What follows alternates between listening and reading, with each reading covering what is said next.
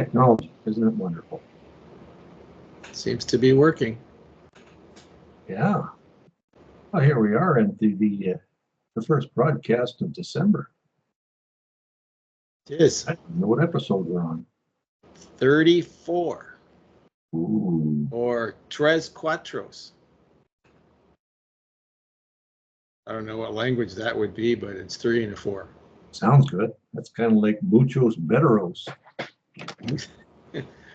Oh, you better be careful, because that could be misconstrued. No. He's a character in a TV movie. Well, so how's it going with you folks down there in the West? Well, I said pre-production. Here we are. We're into almost a week of our new transition to the Surrey Police Force. It was brought to us by the Dictatorship Pact of the province of BC. Found out that our local council and the mayors and councillors had to all sign NDAs, non-disclosure agreements, before they could find out anything about the transition, which has effectively barred them from telling me, the taxpayer, what's going on and how it's going on and who's going on. And kind of reminds me of that old Lou Costello, who's on first. We don't know, because nobody can tell us. One of the nice things about an NDA, I guess. Well, NDAs, as we spoke earlier, are basically ways to be able to cover your behind if you're doing something naughty. Very true. And I guess, well, to me, the whole article was summed up by saying, yeah, this is all done and nobody knows, and we will be told by the province how much we're going to be paying for our police force, and then we'll go to city council and they will have the option of either approving it or refusing it. So me, the taxpayer, who has disdain for politicians, is, I guess, getting that disdain from the politicians back to me. A big... Yeah. It's called the big middle finger. Or interesting to emulate our current leader's father with the famous flying middle finger off the back of a train going through BC. That's kind of the same thing, I guess. Yeah, but that business in your neck of the woods with the competing police departments is probably reflective of what's really wrong on so many levels in a kind of a petri dish, if you will.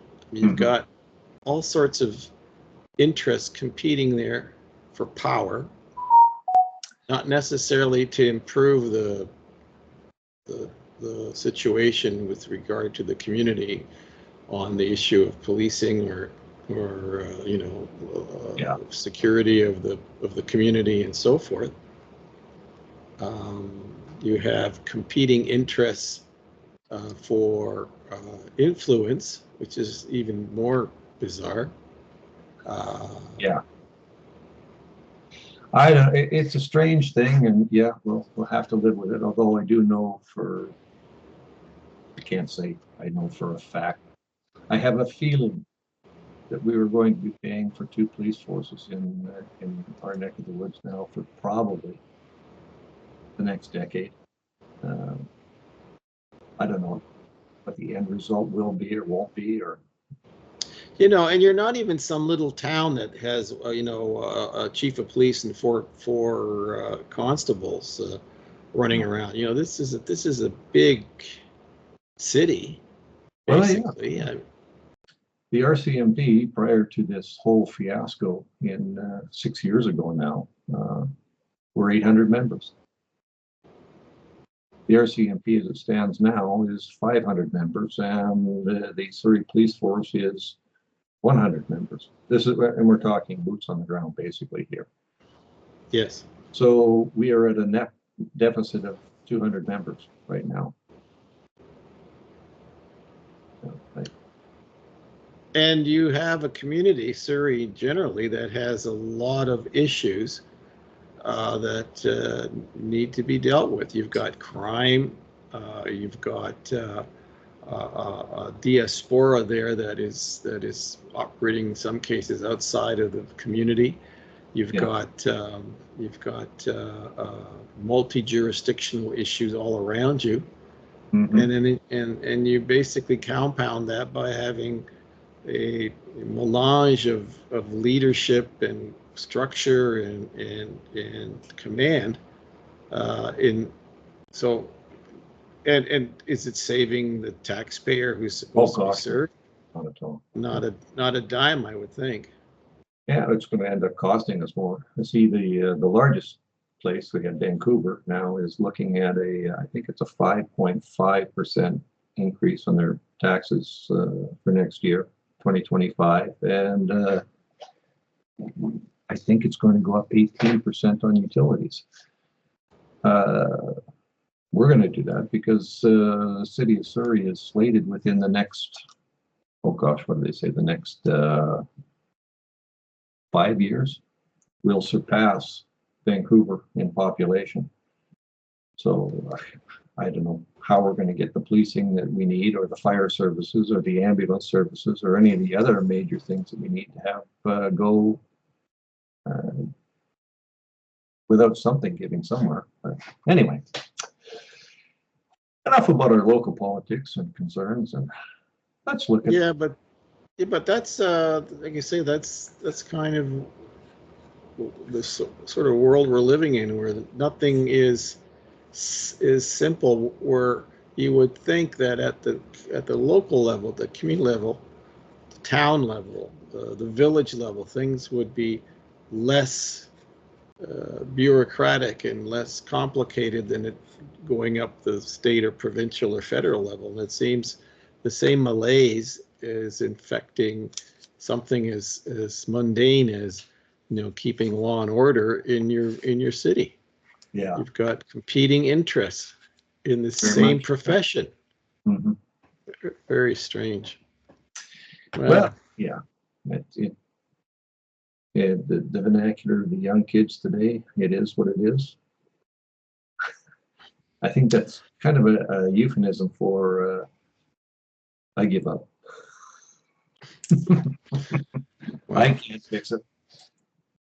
We do live in strange times. Listen, the gift that keeps on giving is the dinner from last week that our illustrious Prime Minister invited himself to, and has come back with egg foo young on his face. That's right. You could run all kinds of things and probably upset quite a few people with what you could say about that, but it is very strange that it was going down for serious talks and has turned around to, oh, well, it was just kind of a good get to know each other session, and we all had a couple of jokes thrown in and a laugh and a slap and a tickle, and then we're back to the real world, Well, there's an old saying, he who laughs last doesn't get the joke. Ha ha ha ha ha. And I think that's precisely what happened with this little escapade that Mr. Trudeau pulled off. And I don't know what he thought he was going to do by ingratiating himself with President-elect Trump some weeks earlier on the Colbert Show and other places, and then decides he's going to go down there and try to kiss the ring because the guy that won isn't the one he thought was going to win. Mm-hmm.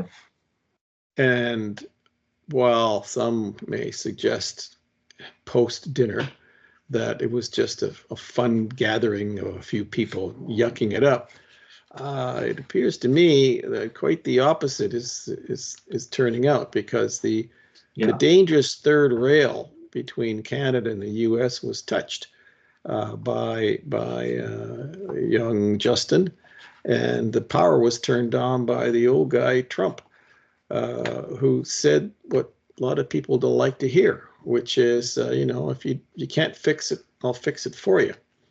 Or maybe you'd be better off as being part of the United States. These are topics that rub people sometimes the wrong way. On the other hand, it's very much a situation where you have two competing companies here, a small one and a big one.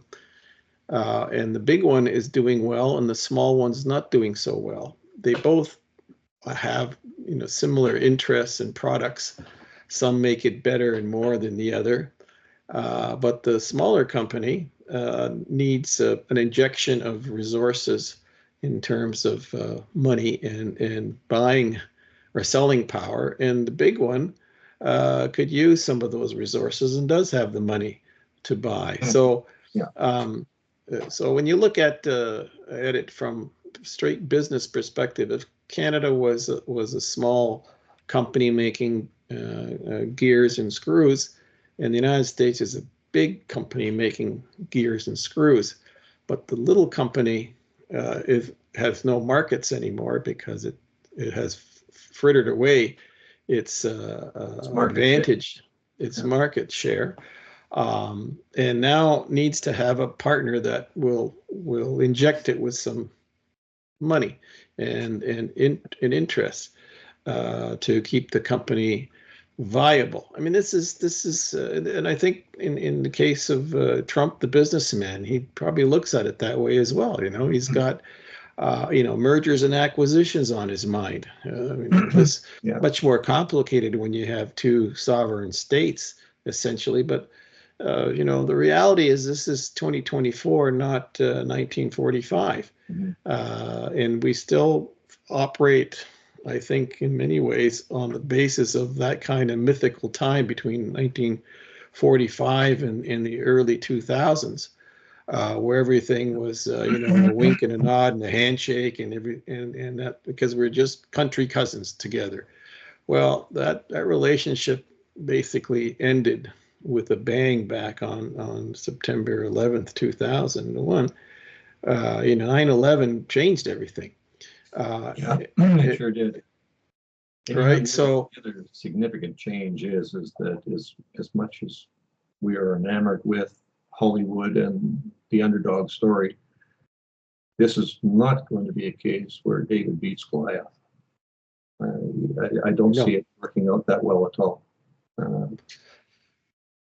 No, because the last decade has really been a lost decade, as some economists will point out for Canada.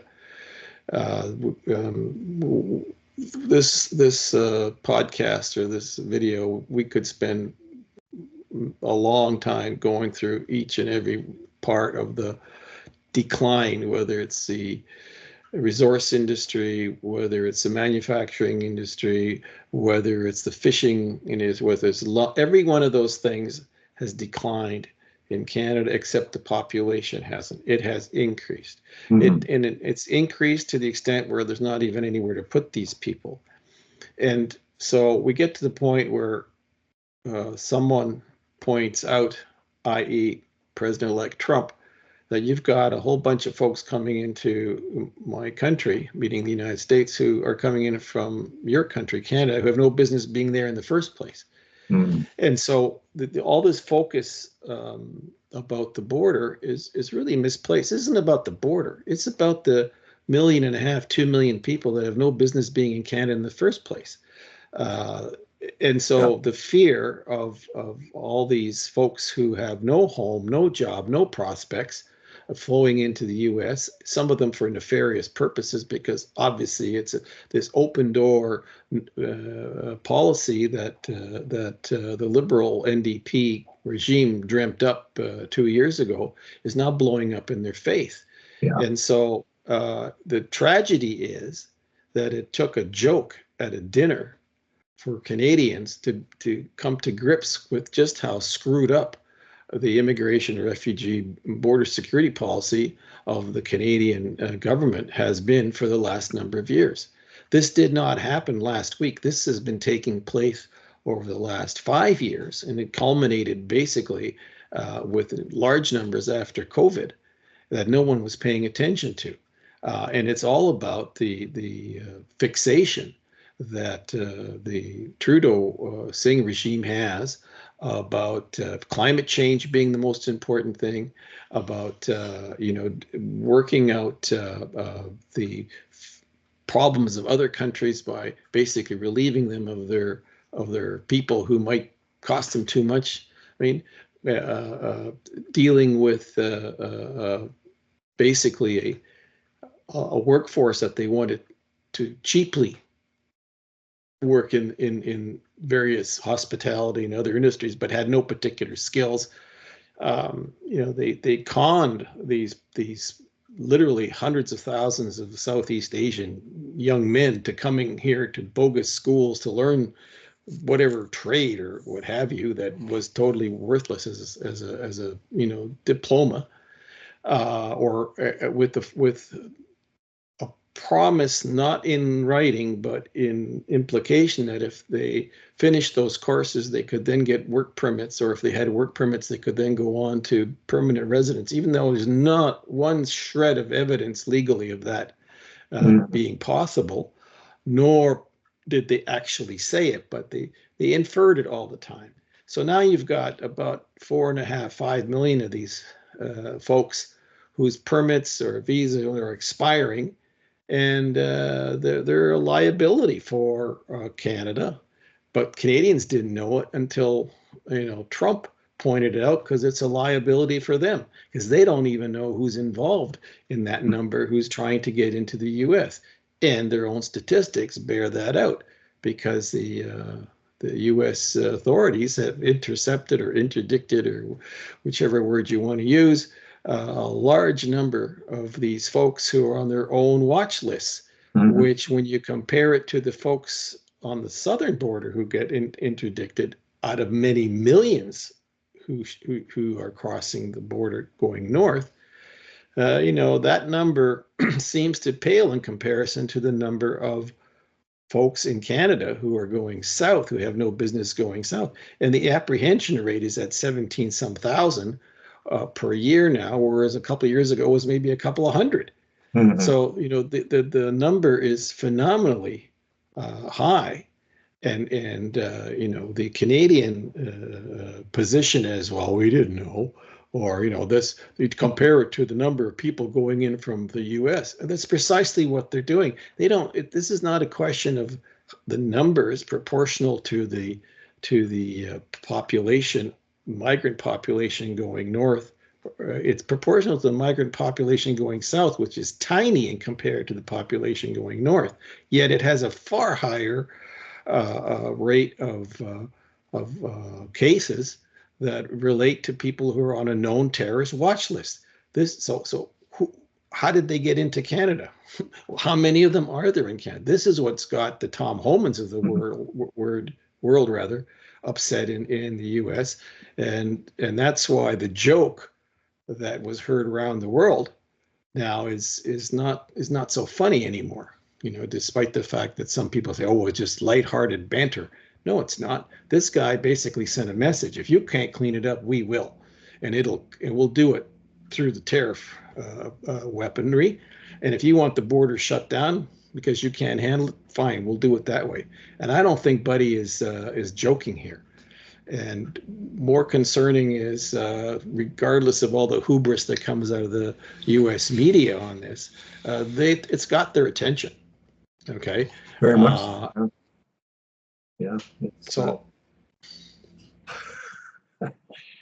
It's going to be a story, as you say, that keeps on giving. It'll be interesting. Oh yeah. We're going to be talking about this for weeks to come. In fact, the 20th of January is when the president is inaugurated, and that's when the rubber will hit the road. Right now, he has no power to do anything. This is basically, telegraphing to the Canadians what to expect if they don't pull up their socks. And I think it's a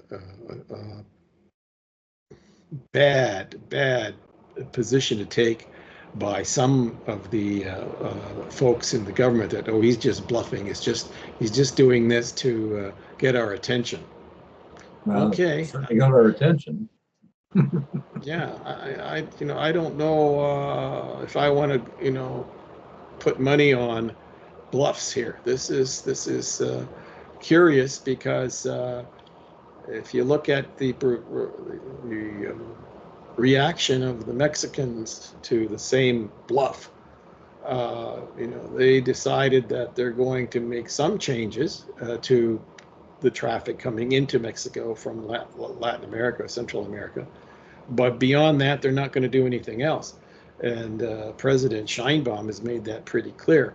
So you've got two different ways of approaching this in North America. You have uh, probably a more reasonable approach being possibly taken bilaterally between Canada and the US on this, hopefully, and a less reasonable approach being taken by Mexico versus the US. Then you throw in the third player in this whole tariff thing, which is China, which is not getting the same amount of discussion here. But let's connect the dot here for a second. What is the number two story in Canada about people who shouldn't be here, who are influencing members of parliament? It's China. Okay. So I don't think it's a stretch here to think, do you think someone in the American intel community knows something about the 11 MPs who are playing fast and loose with the list that nobody wants to release to the general public? You think about that.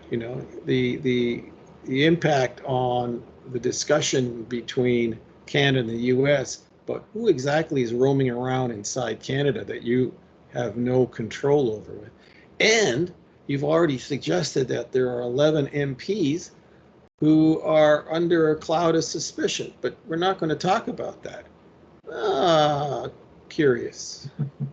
So, as in Alice in Wonderland, it gets curiouser and curiouser how this is unfolding.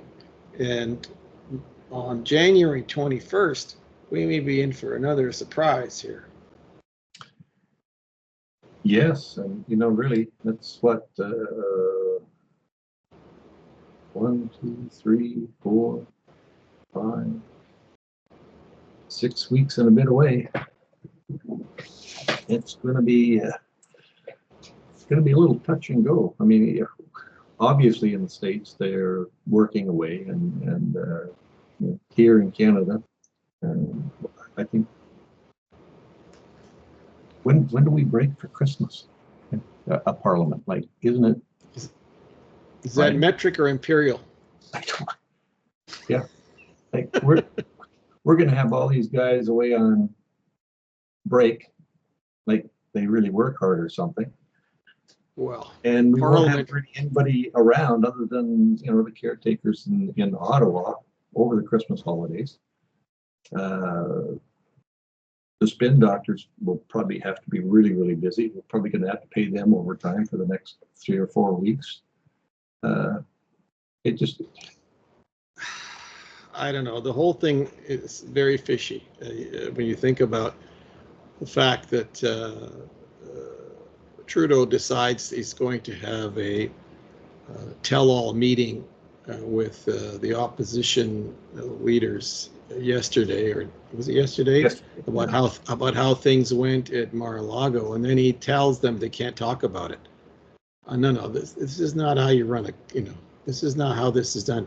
Because if you're telling me on the one hand this was just a social meeting and we're all yucking it up, telling jokes to each other, but then yesterday he hauls in the opposition leader and the other hangers on there like Singh and the guy from the block, but don't talk about it. Well, it seems rather peculiar that a joke fest is now something that is a secret meeting. So which was it? I think this is a watershed moment on so many levels. It has captivated the audience of the pundits. Certainly has ones in Canada, and usually Canadian stories don't have a lot of sticking in the American media, but this one does. This one is almost as sticky as the trucker thing back in 2 years ago. Yeah. The trucker protest, because that really got their attention as well, as to just what the hell kind of government runs that pink part on the map there. So you know, this one is going to be trickier, I think, because you don't have a fuddy-duddy running the show. You got a guy who's damn determined to make some changes in the first 2 years, come hell or high water, because that's basically all the time he has. Because then come the midterms, and he's got to have enough evidence that he's doing the right thing to make sure he doesn't lose the House or the Senate for the midterms. So there's a lot of gears that are spinning in here that have to be, you know, synchronized properly, and so you know, tie that in with the uncertainties of the longevity of the Trudeau Singh regime. You know, they're supposedly going to be around till October.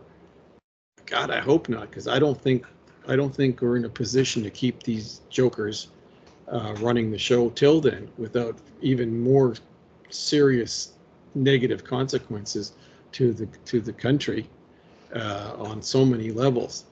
You know, we don't have the time here to list them all, but everybody knows this is not a happy place at the moment. No, you know, to quote Minister Miller's remarks to the leader of the official opposition, I think it's time that the backbenchers in both the Liberal Party here and the NDP party grew a set. You know, you're going to have to start looking at this and saying, right now, I'm here to do for the good of the party, not for the good of the country. And you're going to have to start waking up and saying, at what point, you know, like you said, will we have a country for you to run in next time? You know, it just, there's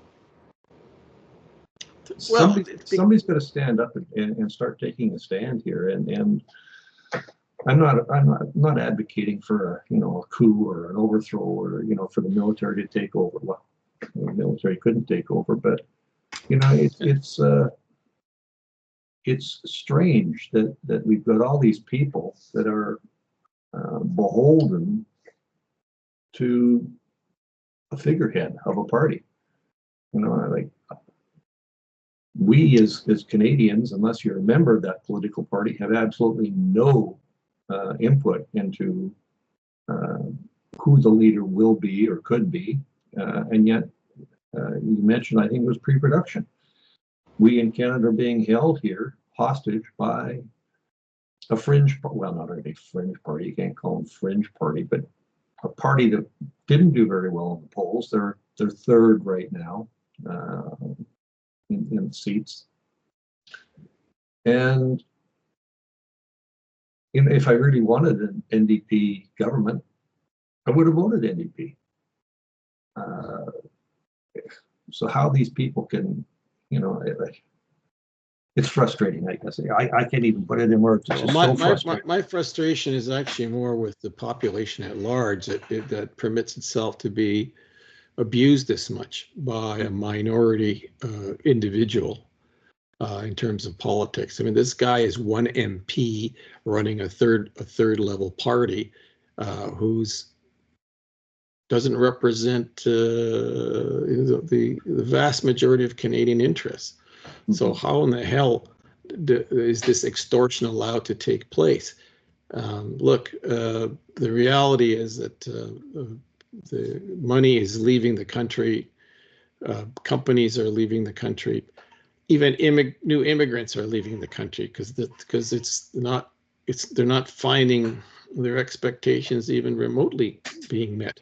Yeah. So you can't keep a country hostage to the whims of one individual who whose pension apparently is more important than the well-being of some 40-some million folks who live here, of which a large percentage shouldn't be here in the first place. So let's be clear about that. So it's not a happy place, and I don't think that this tone-deaf bunch around Ottawa really grasps it. You know, they clearly they've not been in a grocery store. They don't pump their own gas. You know, they're living in an elitist bubble, and I take all 338 of them, frankly, when it comes to all the MPs combined, because they had a vote the other day, and 90% of them weren't even in the House. They're all sitting at home in their pajamas voting. I'm sorry, but that's not how you run a democracy. That's not how you run a parliament. That's not how you run a government, where you're all sitting at home in front of you. You know, we can do that here, okay? But that's not their job. Their job is to be there to be thoughtful debaters, and not the nonsense that we see on question period, or to sit at or. To the issue, you know, if they're going to sit at home and do the work from home, great.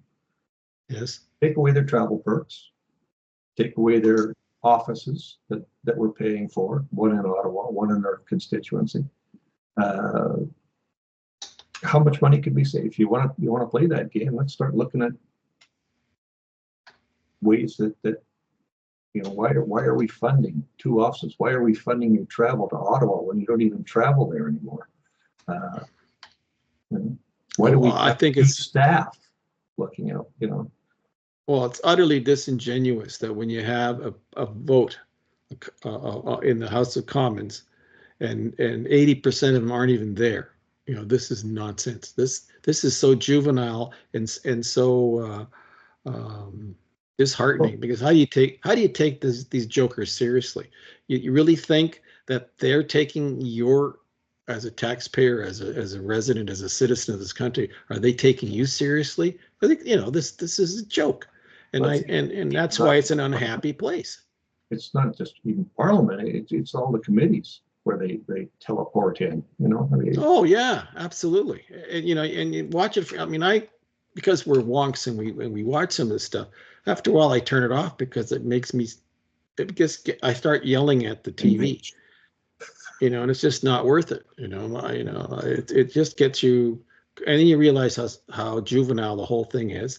And then when someone like Trump basically calls your bluff, you know, all the poll clutchers come out. Oh my God, what's he doing? He said something to make me feel, you know, bad because he's the big bad man. Get serious. You know, this is the problem we have here.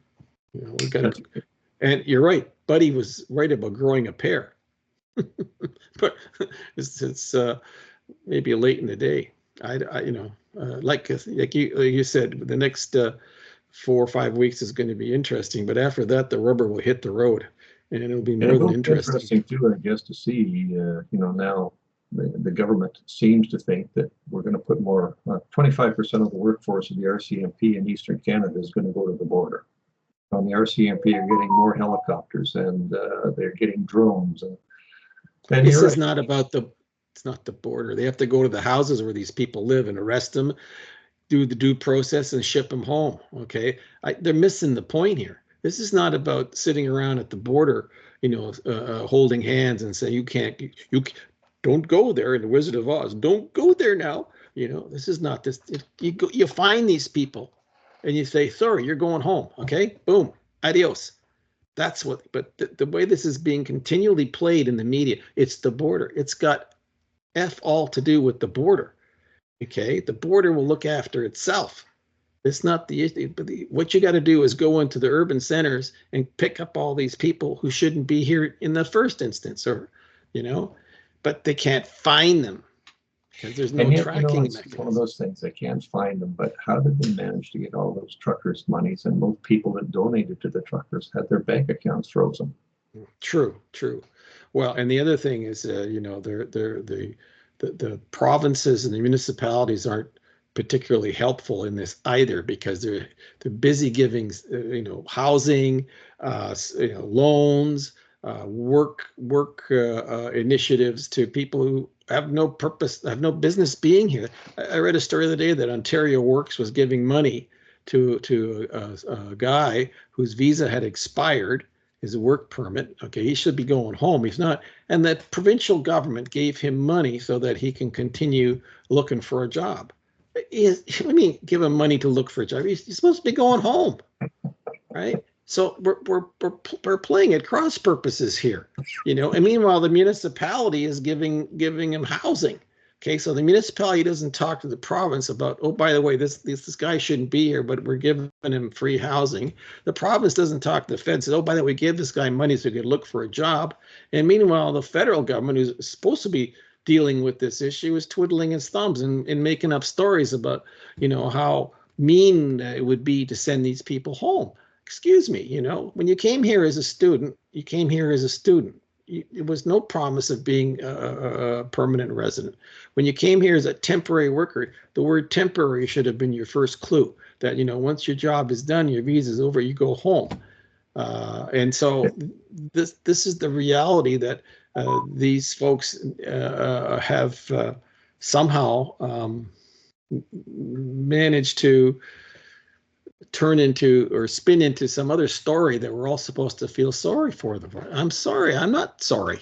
I'm sorry that I'm not sorry. It's time to go. Okay. The party's over.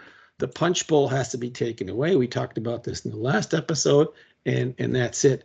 And for the next decade, this mess, because, you can't clean this up overnight.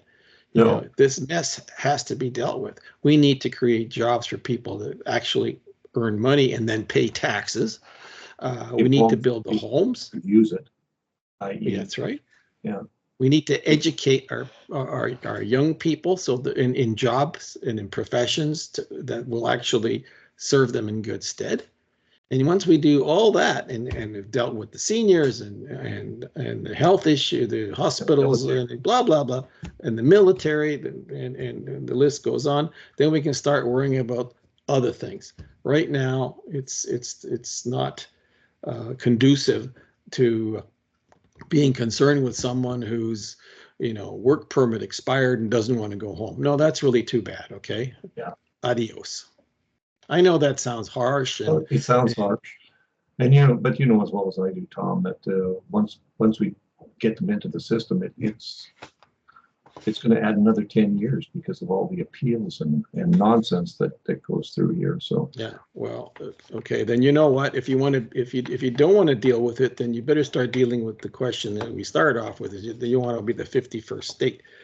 Or using the analogy, we talk about the big company and the little company that's called mergers and acquisitions. Because we are at that stage where we're looking at merger and acquisition if we don't smarten up. This thing's still fixable, but time is running out. There's just not a whole lot of time to play with here, as this is not something that this is like a disease that begins to metastasize and you can't control it anymore. It becomes terminal. Yeah. So, well, on that happy note.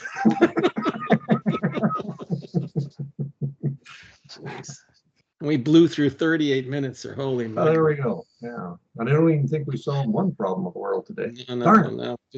We just frustrated ourselves even more. Yeah. Anyhow, to the viewers, sure look forward to some comments. I don't know what our viewer metrics are like right now, but last week was good. Hit the bell. Could use a few likes, and if you can spare a little bit of change for a coffee to keep us on the air, that would be wonderful. Yep, that would be great. And we're rushing headlong into the holiday season, so I'd like to tell you ahead of time that by the time we get into the Christmas 2 weeks, we'll be taking a hiatus from unless there's an emergency broadcast that we have to make. Let's hope we don't. But we got 2 more weeks, and then we'll be taking our break. So the gift that keeps on giving may still give next week. We'll see. Yeah. For our European viewers, listeners, sorry we're focusing a lot on this North American stuff between Canada and the U.S., but right now that is the big story. Obviously, the big story for you is Ukraine and the war and all that. We'll take a gander at that next week, because that's also a never-ending story that is all messed up. Mm-hmm. Very true. All right. Well, until episode 35. That's right. I can hardly wait till next year when we can start all over again at 0-1, but it'll be like a reset. Indeed. All right, Bob. Back to you Take later, care. Tom. Yeah. Adios.